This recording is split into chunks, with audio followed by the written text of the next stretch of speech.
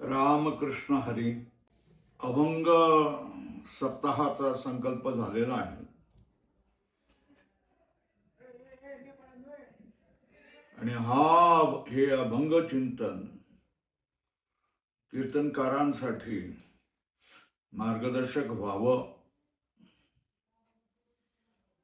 आपण जे कीर्तनासाठी अभंग घेतो त्याचा भावार्थ त्यांना समजावा आणि त्या भावार्थावरच आधारून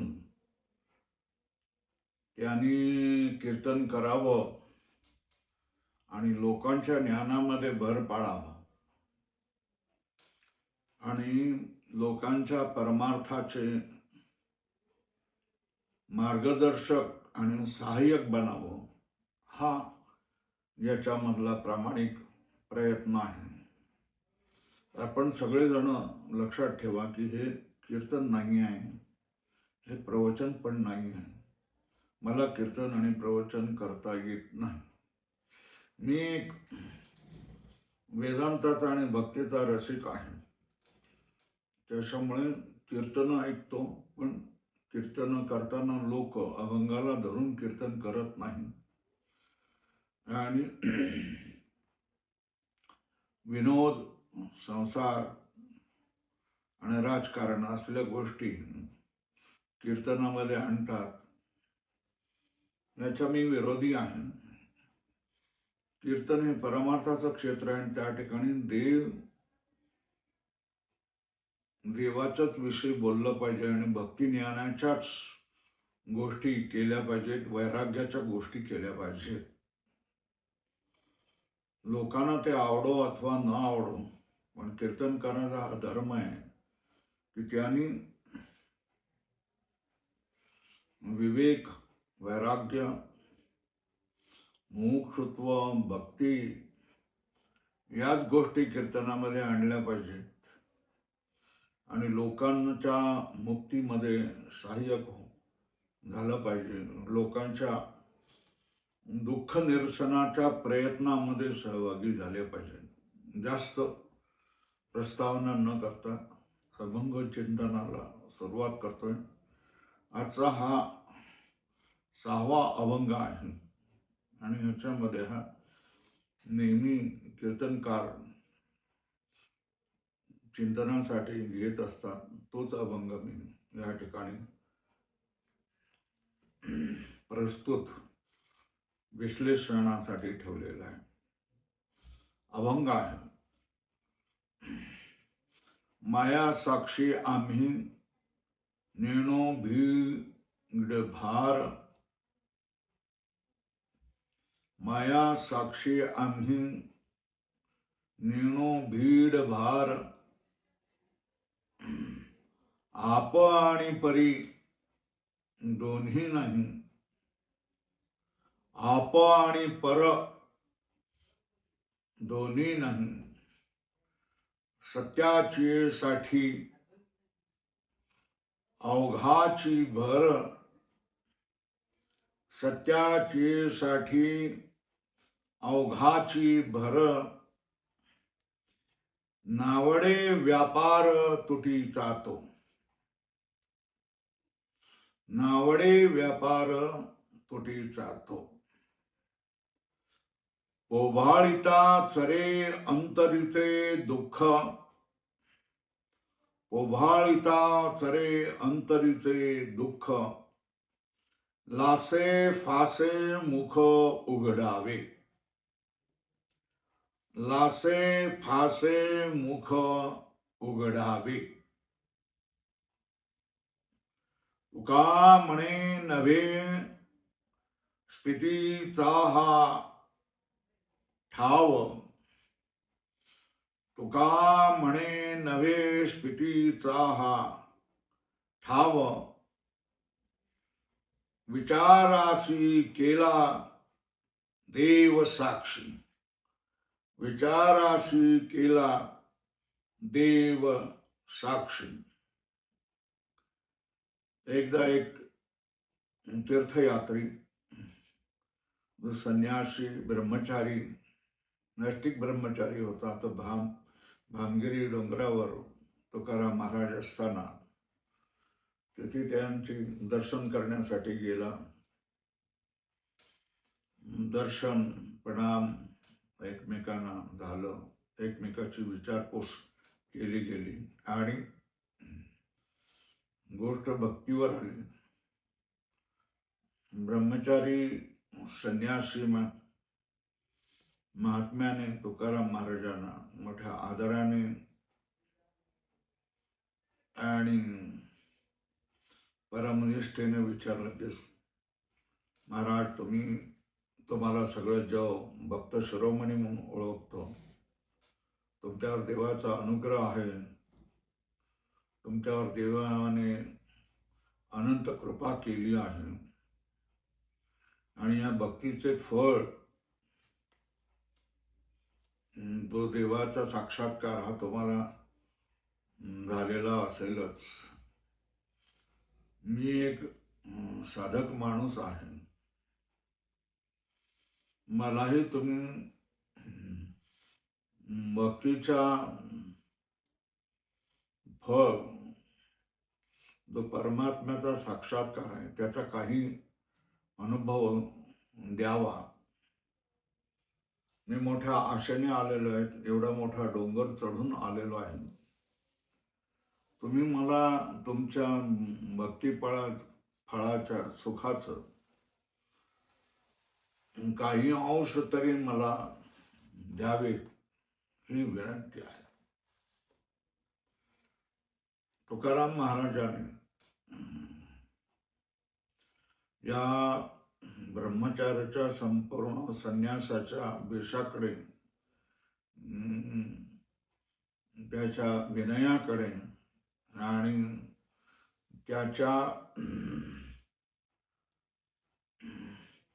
साधनेच्या प्रयत्नासाठी असलेले इच्छा पाहून थोड्या वेळ त्यांनी विचार केला.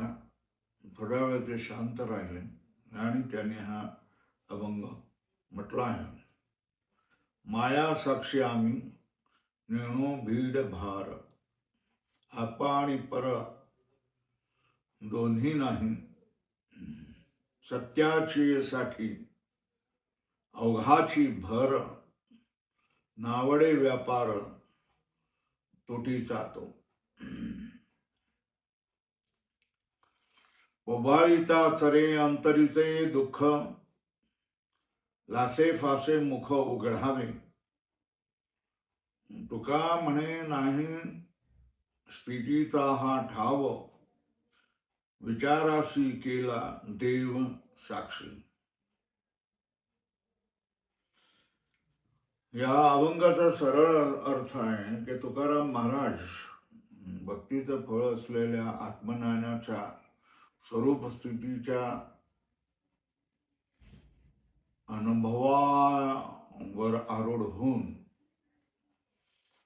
सांगतायत की मी ऐरागैरा कोणी नाही. मी आता पहिल्यासारखा रडणारा वगैरे नाही आहे. मी देहवाला मर्त्य असा कोणीच नाही. मी सुखी दुःखी रडणारा असाही कोणी नाही. मी माया साक्षी आहे. म्हणजे संपूर्ण मायेचं साक्षीपण माझ्यामध्ये आलेलं आहे. मी एवढ्या उच्च पदाला पोहोचलेलो आहे की संपूर्ण मायेला मी तुच्छ ठरवून, मिथ्या ठरवून साक्षीपणे तिच्या क्रियाकलापांचा आणि परिणामाचा विचार करत असतो.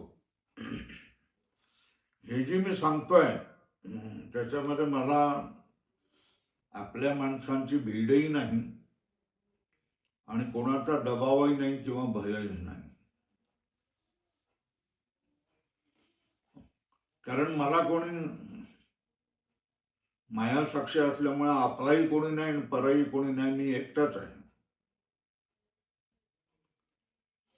त्याच्यामुळे मला भीडही नाही आणि भरही नाही. जे सत्य आहे तेच मी सांगतो.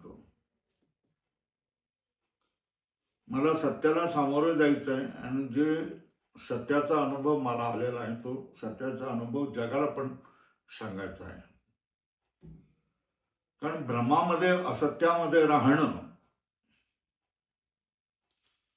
हे अनर्थकारक असतं आणि त्याला तुटीचा व्यापार म्हणतात. तुटीचा व्यापार म्हणजे नुकसानीमध्ये जाणं, अशा तऱ्हेने क्रियाकलाप करणं. तर कोणाला नुकसानीमध्ये ढकलण्याचा मला इच्छा नाही. उलट त्याला त्याच्या जीवनामध्ये सुख यावं, त्याच्या जीवनामध्ये मुक्तीच यावी, असा माझा हेतू आहे. याच्यासाठी कठोर निर्णय घ्यावे लागतात.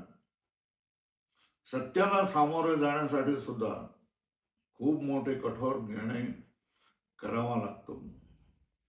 अजूनपर्यंत अनुभवलेलं, अजूनपर्यंत अंगवळणी पडलेलं हे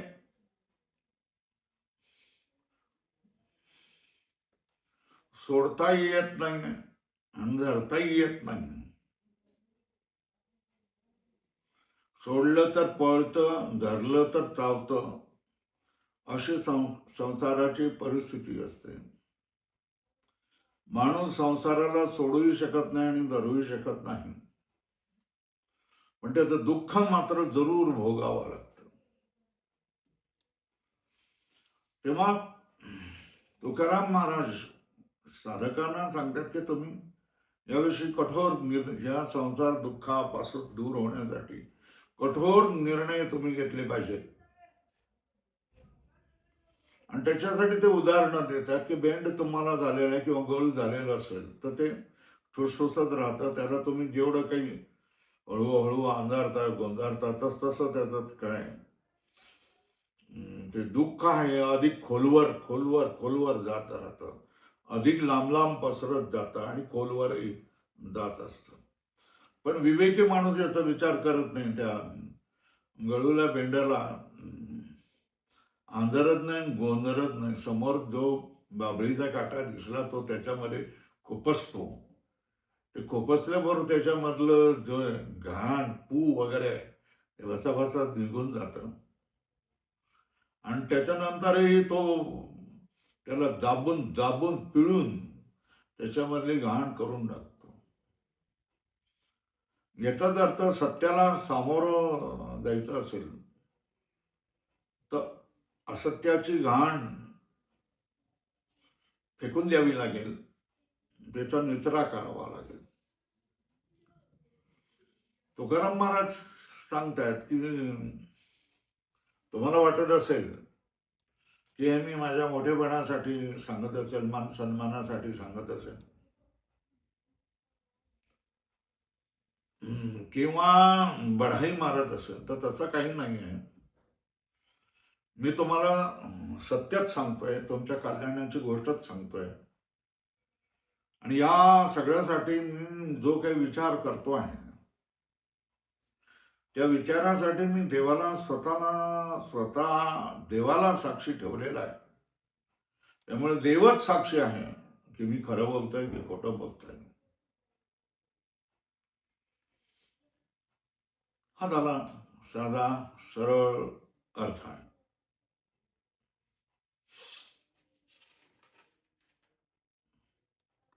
आता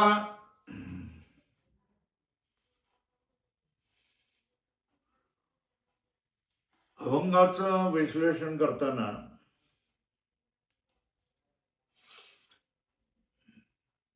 संत शिरोमणी तुकाराम महाराज यांनी आपल्या भक्तीच्या अनुष्ठानाने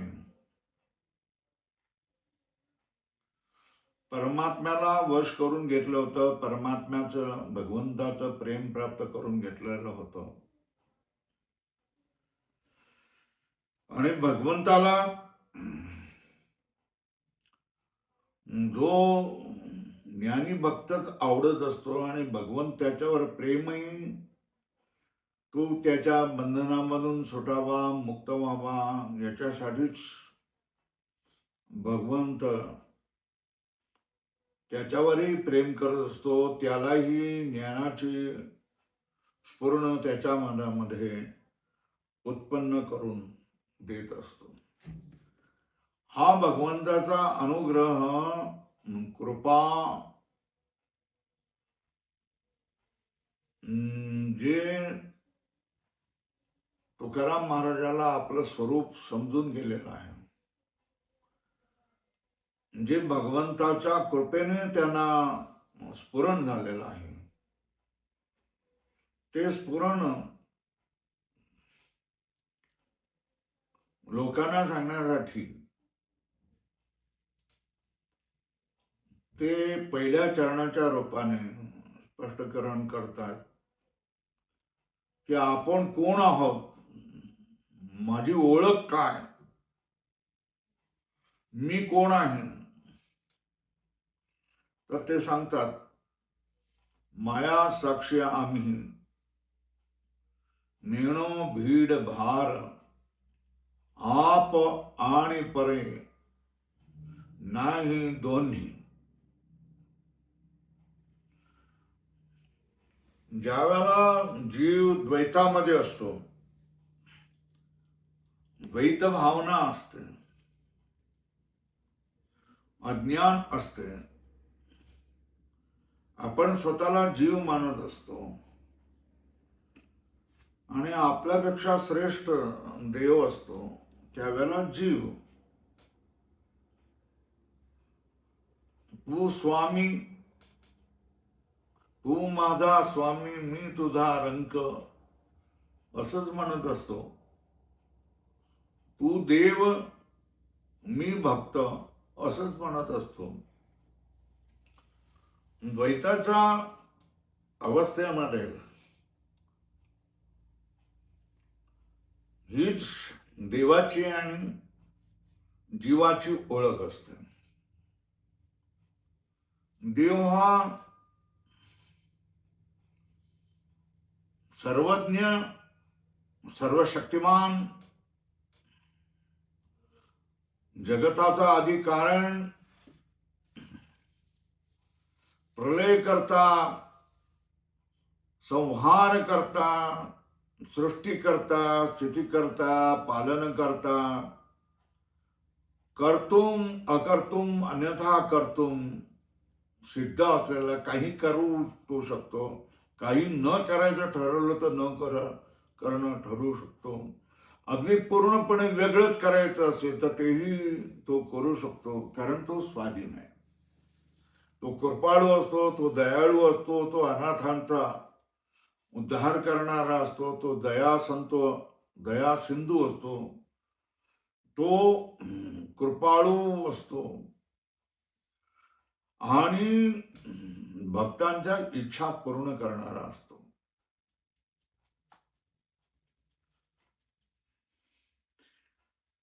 पण यावेळेला द्वैताच्या मध्ये असणारा, त्याच वेळेला पिंडामध्ये असणारा जीव, हा जीव हा अल्पज्ञ असतो, पराधीन असतो, संसारी असतो, कर्ता असतो, भोक्ता असतो, सुखी असतो, दुःखी असतो, मर्त्य असतो, जन्म मरणवाला असतो, कर्ता धर्ता भोक्ता असाही असतो.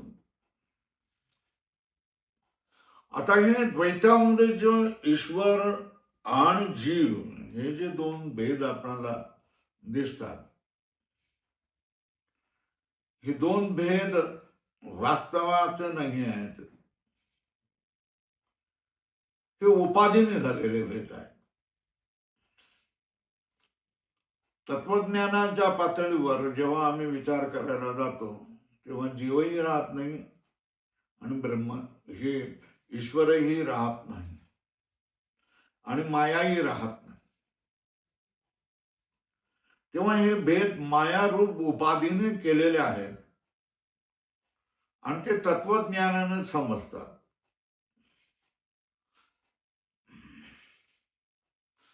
आता माया ही कशी आहे? ब्रह्म तेची माया, माया तेची ब्रह्म, अंग आणि छाया जयशी असं तुकाराम महाराज म्हणतात. जसं अंग आणि छाया हे वेगळी नसते, छाया ही अंगरूपच असते.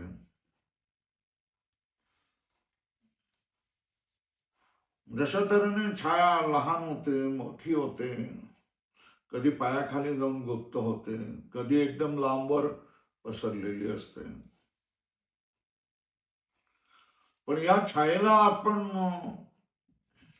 अंगापासून वेगळं काढू शकत नाही आणि अंगापेक्षा ती वेगळीही नसते, पण भासते.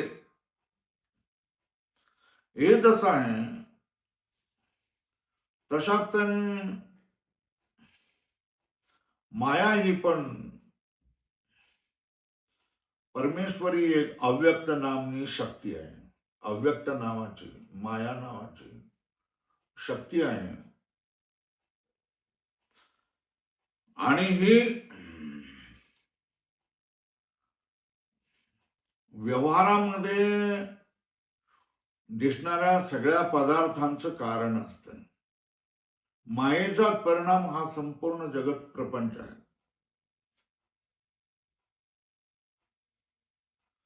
आणि ही माया देखील व्यवहार रूप जगत प्रपंच रूप होऊन जात असते.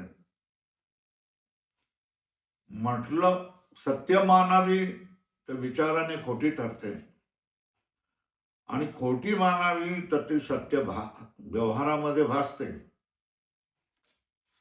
आणि सत्य आणि असत्य मानावं तेही बनत नाही. म्हणून या मायेला विद्वानांनी अनिर्वचनीय अशा तऱ्हेचं नाव दिलेलं आहे. ही माया त्रिगुणाने युक्त असते, सच्चित आनंद रूप असते, सत्व रज तम गुणी असते. या मायेचा जो सत्वगुण आहे हा अतिशय विशाल बनल्यानंतर त्या ठिकाणी रजोगुण आणि तमगुण या दोन गुणाचं प्रमाण अत्यंत नगण्य होऊन जातं.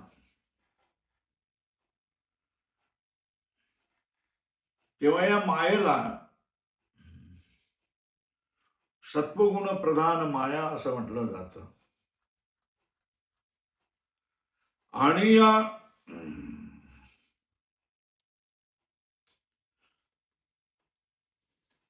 मायेमध्ये सत्वगुण प्रधान मायेमध्ये ब्रह्मतत्वाचं प्रतिबिंब पडलं अथवा आभास पडला तर त्या आभास किंवा प्रतिबिंबाचं नावच काय पडून जातं, ईश्वर बनून जातं. तेव्हा मगाशी सांगितल्याप्रमाणे ईश्वर हा स्वाधीन असतो, सर्वज्ञ असतो, सर्वशक्तिमान असतो, कर्तुम अकर्तुम अन्यथा कर्तुम सिद्ध असतो, प्रलय करता असतो, सृष्टी करणारा असतो, पालन करणारा असतो, कृपाळू असतो, दयावान असतो, अनुग्रह करणारा असतो, भक्तांचा उद्धार करणाराही असतो. इथे खाली पिंडामध्ये म्हणजे देहामध्ये आल्यानंतर आपण ज्या वेळेला बघतो त्यावेळेला माया ही मायेचा सत्वगुणामध्ये रजोगुणाचे आणि तमोगुणाचं भेसळ होते. तेव्हा तिला शुद्ध सत्व प्रधान म्हणत नाही तर मलिन सत्व प्रधान माया म्हणतात. आणि या मलिन सत्वप्रधान मायेमध्ये ज्यावेळेला ब्रह्मतत्वाचं प्रतिबिंब पडतं किंवा आभास पडतो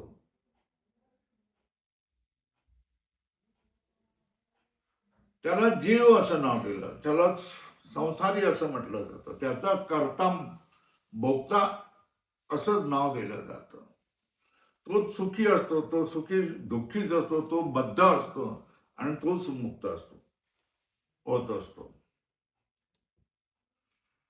तो अविद्येने ग्रस्त असतो, स्वतःला अज्ञानी मानतो, सुखी दुखी मानत असतो. तेव्हा हे झालं जीवाची गोष्ट. तेव्हा द्वैतामध्ये जीव आणि ईश्वर हे दोन भेद जोपर्यंत तुम्हाला कोणाची कृपा ज्ञान होत नाही तोपर्यंत तुम्ही या दोन भेदानेच ग्रस्त असतात, ईश्वराच्या भीतीने युक्त असतात आणि स्वतःला परस्वाधीन, अल्पज्ञ, सुखी दुखी, बंध युक्त मानतच असतात. ज्या वेळेला तुमच्यावर गुरुकृपा होते किंवा तुमच्या अत्यंत श्रेष्ठ भक्तीवर प्रसन्न होऊन ईश्वर तुमच्या मनामध्ये ज्ञानाची स्फुरण निर्माण करतो, त्यावेळेला जीवाला बोध व्हायला लागतोय की मी शरीर नाही, मी इंद्रिय नाही, मी मन नाही, मी बुद्धी नाही, मी अहंकार नाही, मी पंचमहाभूते नाही, मी बुद्धी नाही.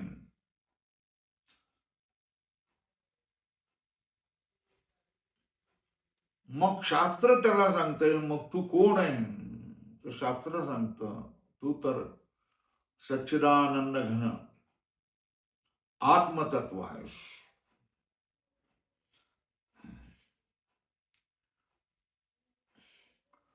ज्यावेळेला जीवाला स्वतःच्या स्वरूपाची जाण होऊन जाते की मी देह नाही, इंद्रिय नाही, मन नाही, बुद्धी नाही, मी निरुपाधिक कूटस्थ आत्मतत्व आहे, मी आत्मा आहे आणि माझा या इंद्रिय मन बुद्धी यांच्याशी काहीही संबंध नाही, असा त्याला निजबोध होतो. तेव्हा तो आता स्वतःला आत्मा मानायला लागतो आणि स्वतःला सुखी दुखी मर्त्य असं म्हणायला लाजतो, शरमतो, त्याला वाईट वाटतं. तो स्वतःला कूटस्थ मानायला लागतो. जेव्हा वरच्या पातळीवर विचाराने, तर्काने, शास्त्राने आपण मायेचं मिथ्यापण ज्या वेळेला आपण लक्षात घेतो त्यावेळेला त्यामध्ये माये शुद्ध सत्वप्रधान मायेमध्ये पडलेलं जे प्रतिबिंब आहे हे प्रतिबिंबही मिथ्या होऊन जातं किंवा प्रतिबिंब बाधित होतं आणि ते ब्रह्मतत्वामध्ये जाऊन विलीन होतं. ब्रह्मतत्व निर्गुण निराकार सत्स्वरूप चित स्वरूप आनंद स्वरूप अशा रूपाने ते राहतं.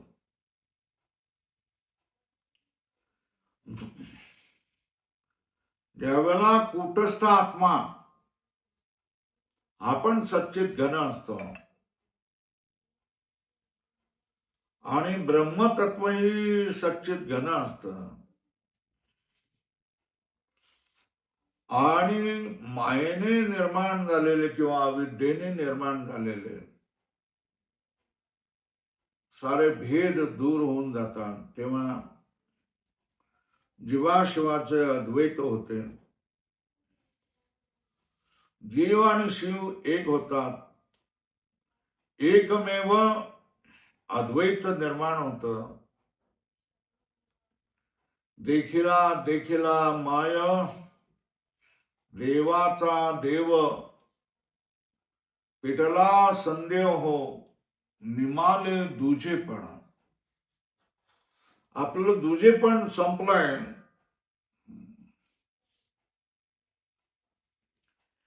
हे त्याला अनुभवाला येतं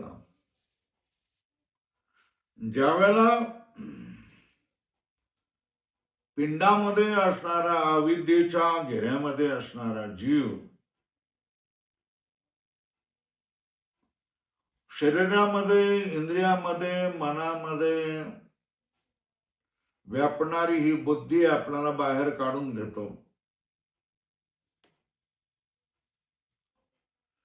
त्यावेळेला त्याची आणि स्वतःला आत्मारूप मानतो.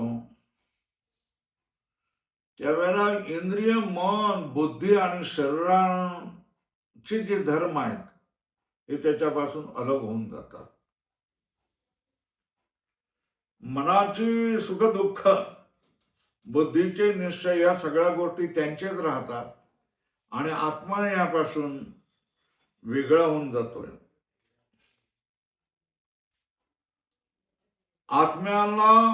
आत्म्याने जे इंद्रिय, मन, बुद्धी आणि शरीराशी तादात्म्य केल्यामुळे आत्मा हा बंधनात पडलेला होता. आत्मा हा सुखदुःखाला प्राप्त झालेला होता. आत्मा हा जन्म मरणाला प्राप्त होता.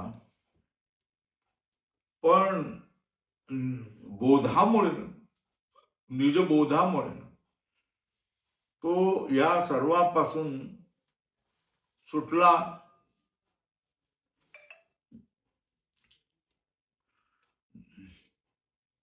आत्मा सच्चेत घन आहे आणि ब्रह्मही सच्चेत घन आहे. म्हणून दोघेही काय झाले, एक झाले.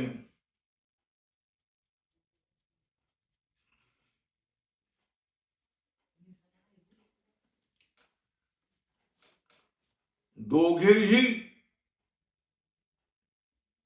एकमेव परम ब्रह्म झालेल्या रूपानेच अवस्थित असतात.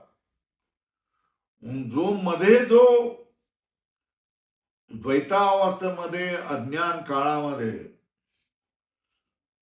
जो भेद निर्माण झाला होता तो उपाधीमुळे, मायेमुळे, उपाधीमुळे निर्माण झालेला होता. प्रारब्धामुळे आता शरीर तर आहे, दिसतंय, भोग भोगावे लागतायत, कैवल्य प्राप्त झालेलं नाही, पण बोध झालेला आहे. अशा वेळेला आपली सुख दुःख, काळजा, श्रम, क्लेश या सगळ्या गोष्टी संपलेल्या असतात. आणि तुकाराम म्हणतात त्याप्रमाणे, तुका म्हणे मुक्ती परिणिली नोवरी, आता 4 दिवस खेळी मेळी. तुका म्हणे आम्ही मुक्तीच्या माथा. अशा तऱ्हेने स्थिती झालेली असते. आता त्याला कुठलेही कर्तव्य असत नाही, कोणाची तू प्रार्थना करत नाही, कोणाच्यासाठी उद्धारासाठी केविलवाणी धडपड करत नाही. तो स्वतः अखंड चक्रवर्ती झालेला असतो, ब्रह्मांडाचा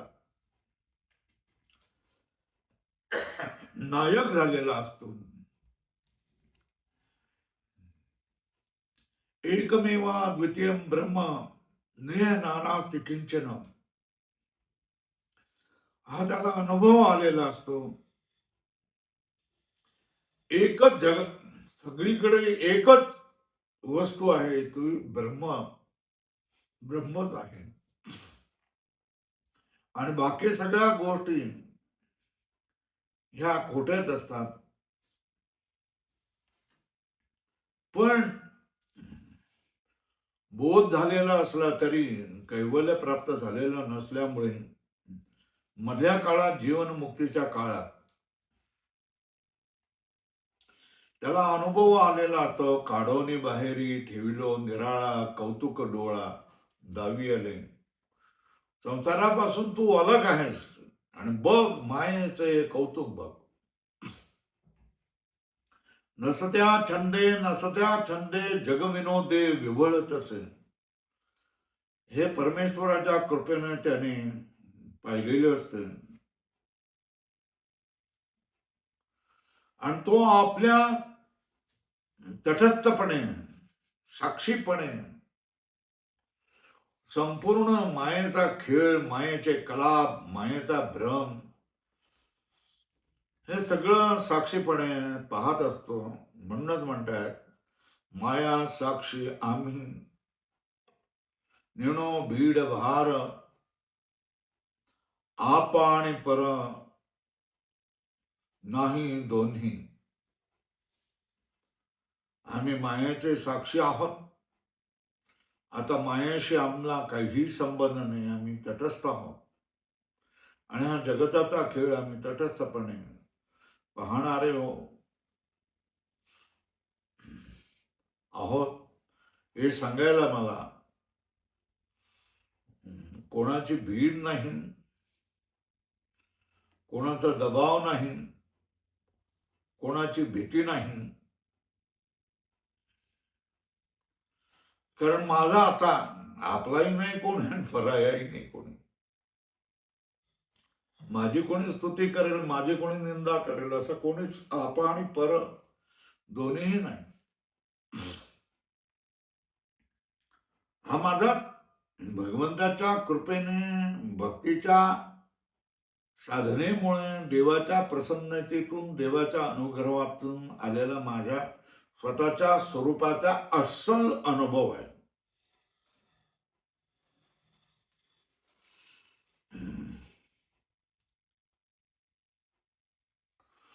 तेव्हा मी आणि माझा ही बुद्धी आप आणि पर माझा दुसरा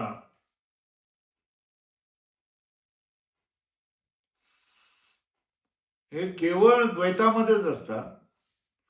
ज्यावेळेला द्वैताच्या पल्याड आपण ब्रह्मतत्वाशी एकरूप होतात तेव्हा सगळे शब्द भेद, ज्ञानभेद, तत्वभेद हे सगळं संपून जातं.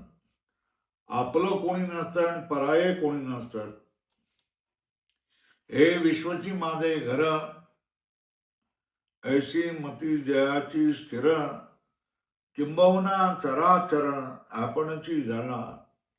या ज्ञानोबरायाच्या उक्तीप्रमाणे ऐसा ज्याचा अनुभव विश्वदेव सत्यत्वे अशा तऱ्हेने तो व्यापक ब्रह्म स्वरूपाला पोचलेला असतो. जगता जगताच मरणाच्या अगोदरच जीवनमुक्तीच्या काळामध्ये आपल्या व्यापक सर्वात्मक उपाधी विमुक्त स्वरूपाचं त्यानं ज्ञान झालेलं असतं.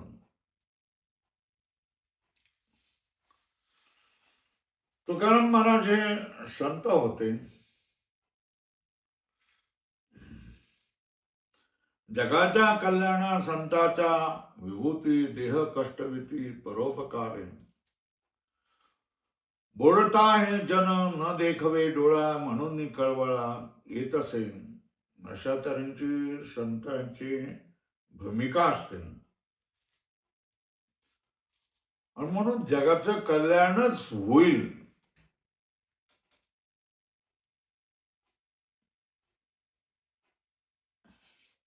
जगाला दुःख होणार नाही, जगाची असत्यापासून सुटका होईल, जगाची बंधनामधून सुटका होईल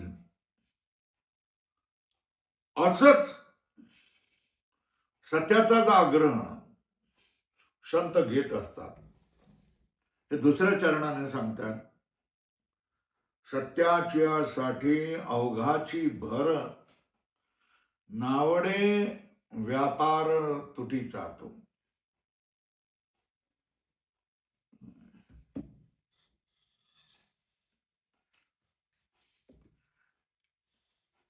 एक ब्रह्मतत्वच सत्य आहे, जग मिथ्या आहे आणि जीव हा ब्रह्मस्वरूप असल्यामुळे ज्ञान झाल्याबरोबरच जीवाची उन्नती होते आणि तो संपूर्ण मायेचा साक्षी बनत असतो. ही गोष्ट केवळ सत्याला सामोरे जाण्यानेच होत असते. तुम्ही सगळ्या लोकांना, साधकांना तुकाराम महाराज सांगतात की तुम्ही सत्याला सामोरे जा आणि तुम्ही सत्याला सामोरे व्हावं म्हणूनच माझाही प्रयास आहे, माझाही भर आहे, माझाही प्रयत्न आहे.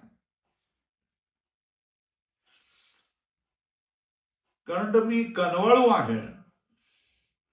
तुम्ही भ्रमामध्ये फसणं, जगाच्या बंधनामध्ये फसणं, भवसागरामध्ये डुबणं, जन्म मृत्यूच्या तडाख्यामध्ये, विळख्यामध्ये सापडणं, हे केवळ आणि केवळ अज्ञानाच्या, असत्याच्या आहारी गेल्यामुळे असतं. आणि जीवनामध्ये दुसऱ्या पर्याय उपलब्ध असताना, दुसरा सुरक्षित स्वतंत्र पर्याय उपलब्ध असताना, असत्याच्या पाठीमागे जाऊन आपल्या संपूर्ण मानवी जीवनाचं मातेरं करणं,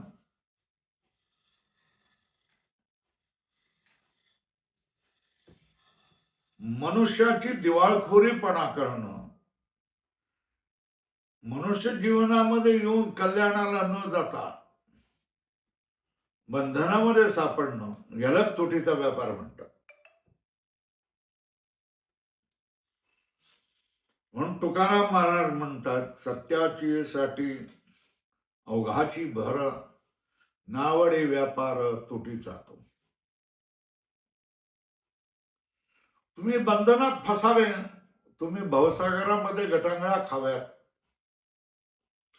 तुम्ही अनंत दुःख आणि अनंत काळजाने ग्रस्त व्हावं, तुम्हाला तुमचा स्वतःचा आनंद तुमच्या जवळ अख्खा पडलेला असताना तुम्हाला त्याचा उपभोग घेता येऊ नये,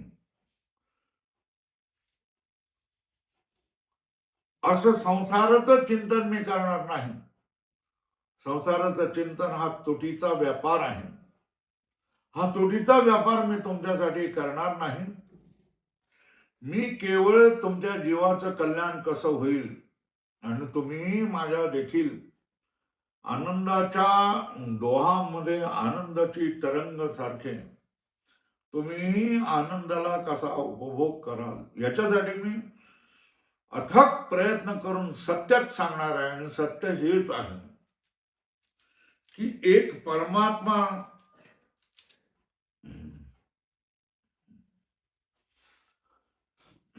फलकट तो संसार, येथे सार एक भगवंत. अशा तऱ्हेने संसार मिथ्या आहे आणि एक परमात्माच अद्वितीय महान अशा तऱ्हेने आहे. आणि आपण जो जीव आहोत ते आत्मतत्व आहोत आणि आपली नाळ ही परमात्म तत्वाशी म्हणजे ब्रह्मतत्वाशी जोडलेली आहे. मी जसा मायेचा साक्षी झालो तशा तऱ्हेने तुम्ही पण साक्षी होऊ शकताय. पण त्याच्यासाठी तुम्हाला सत्याला धैर्याने सामोरं जावं लागेल. जगाचं सत्य काय आहे तुम्हाला समजून घ्यावंच लागेल. आणि जगत भ्रमामध्ये तुम्ही काय, जे आवर्तामध्ये नदीच्या भोवऱ्यामध्ये सापडलेला जीव जसा खाली डुबून जातो तशा तऱ्हेने भ्रमाच्या आवर्तामध्ये तुम्ही सापडलेले तुम्ही भवसागरामध्ये गटांगळच खाणार आहात. तर ते न करण्यासाठी तुम्ही सत्यासाठी धैर्याने सामोरे जा. सत्य काय, या जगत व्यवहाराच्या, प्रचंड जगत व्यवहाराच्या पाठीमागचं सत्य काय, तुम्ही कोण आहात आणि भगवत तत्व काय स्वरूपाचं आहे, हे तुम्ही एकदा धैर्याने सामोरे जाऊन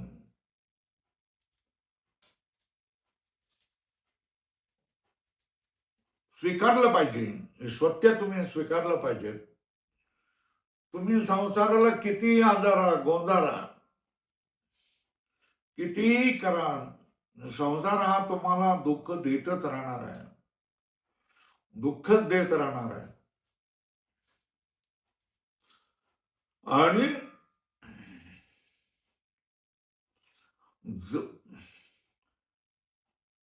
त्याला, संसाराला एक घाव दोन तुकडा करून त्याचा एकदा काहीतरी सोक्ष मोक्ष लावला पाहिजे आणि आपलं सत्य तुम्ही स्वीकारलं पाहिजे. याच्यासाठी उदाहरण देऊन तुकाराम महाराज सांगतायत तिसऱ्या चरणामध्ये, ओवाळिता चरे अंतरीचे दुःख, लासे फासे मुख उघडावे. जर तुम्हाला बेंड झालेलं असेल, गळू झालेलं असेल, जर ते दुखत असेल तर तुम्ही त्याला हळूहळू गोंधळत असाल, त्याचा काही उपयोग नसतो. दुसऱ्या दिवशी ते अधिक मोठं होतं आणि दुःख अधिक खोलवर जातं. तेव्हा संसारामध्ये मलमपट्ट्या करण्यापेक्षा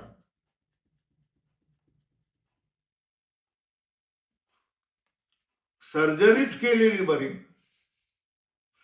ते दुसऱ्याने सांगतात की गळू झालेलं असेल तर त्याला गोंधळण्यापेक्षा काटा घ्या, सुई घ्या, त्याला फोडा, मुख मोकळं करा, त्याला दाबा, पिळा, त्याच्यातली घाण बाहेर काढून टाका, त्याच्यावर जंतुनाशक लावा, पट्टी लावा, दुसऱ्या दिवशी तुम्ही मोकळे होता. तशाच तऱ्हेने हे उदाहरण सांगण्याचं कारण काय आहे की संसार मिथ्या आहे हे तुम्ही स्वीकारलं पाहिजे. दिसतोय सत्य आहे पण तो मिथ्या आहे. आणि परमात्म तत्व, ब्रह्मतत्व दिसत नाही पण तेच सत्य आहे. हे साधू लोक सांगत असतात, ऋषी मुनी सांगत असतात आणि शास्त्र सांगत असतात. तर जे दिसतंय ते सत्य नाही. आणि या सत्याच्या पाठी जे काही आहे, न दिसणार आहे, हेच भगवत तत्व आहे, हेच परमार्थ तत्व आहे, हे ब्रह्मतत्व आहे, हेच सत्य आहे. आणि त्याच्यासाठी तुम्ही हे जे संसाराचं खरेपण तुम्हाला अनुभवायला येत आहे, ते खरेपण खोटं ठरण्यासाठी तुम्हाला आता चरम निर्णय घ्यावाच लागणार आहे. तो चरम निर्णय तुम्ही घ्यावा. ब्रह्मज्ञान रूप काट्याने हे संसाराचं गळू फोडून टाका. ते संसाराचं गळू फटलं की ती घाण सगळी संपल्यानंतर तुम्ही स्वस्थ म्हणजे ब्रह्मरूप व्हाल, निज स्वरूपाला प्राप्त व्हाल. याची देही, याची डोळी, याची डोळी, याची देही, भोगू मुक्तीचा सोहळा. अशा तऱ्हेने तुम्हाला मुक्ती ही तुमच्या जीवनामध्ये तळ हातावर ठेवलेल्या आवळ्यासारखा तुम्हाला तुमच्या स्वरूपाचा साक्षात्कार होऊन जाईल. पण तुम्हाला हे सांगावं लागेल की जग हे बुजगाव नाही, जग हे खोटं आहे आणि जीव हा परमात्म स्वरूप आहे, भगवत स्वरूप आहे. हे तुम्हाला गळी उतरवून घ्यावंच लागेल, मानावंच लागेल. आणि त्या संसारावर तुम्हाला काठ्याने फोडतात त्याप्रमाणे संसारावर, संसार वृक्षाला असंग शास्त्रेन दृढेन छित्वा 15व्या अध्यायात म्हटलंय त्याप्रमाणे या संसार वृक्षाला छेदावंच लागेल.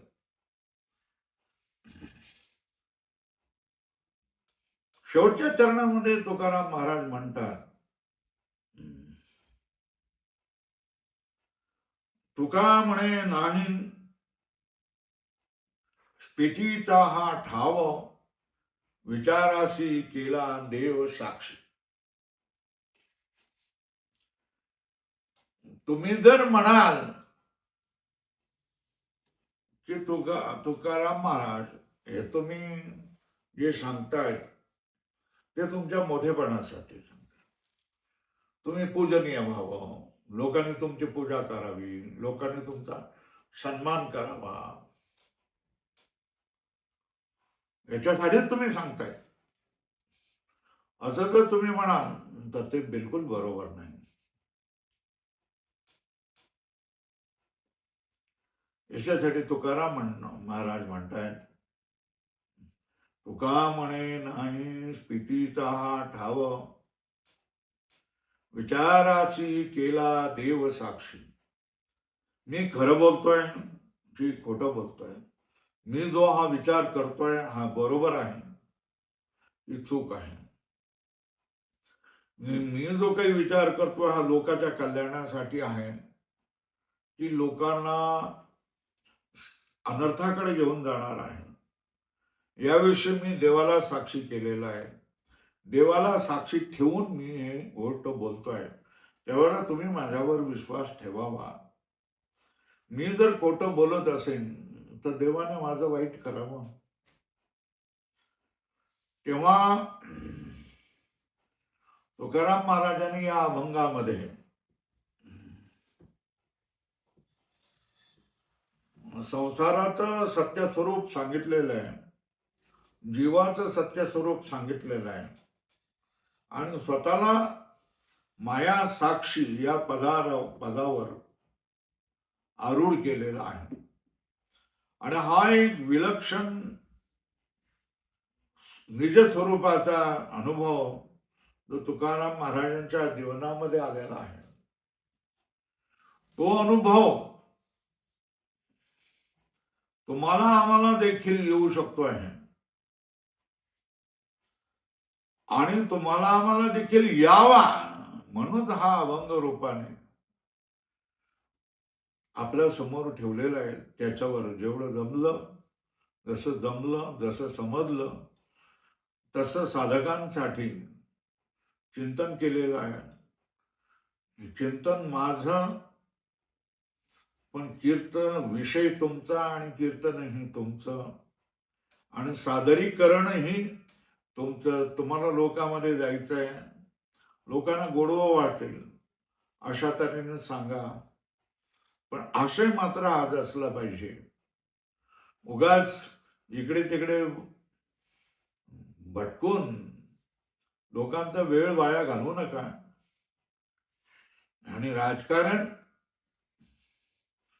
संसार आणि विनोद याच्यामध्ये कीर्तनाचा वेळ वाया घालवू नका. सरळ अभंगाला भिडा आणि अभंगाचा अर्थ तुमच्या कौशल्याने आणि प्रतिभेने विस्तृत करून लोकांसमोर सादर करा, हीच एक विनंती. 7वा अभंग थोड्या दिवसामध्ये 7व्या दिवशी आपण तुम्हाला सादर करू. नंतर त्याचं उपसंहार होईल, शेवट होईल, समाप्ती होईल आणि हा सप्ताह संपेल. रामकृष्ण हरी.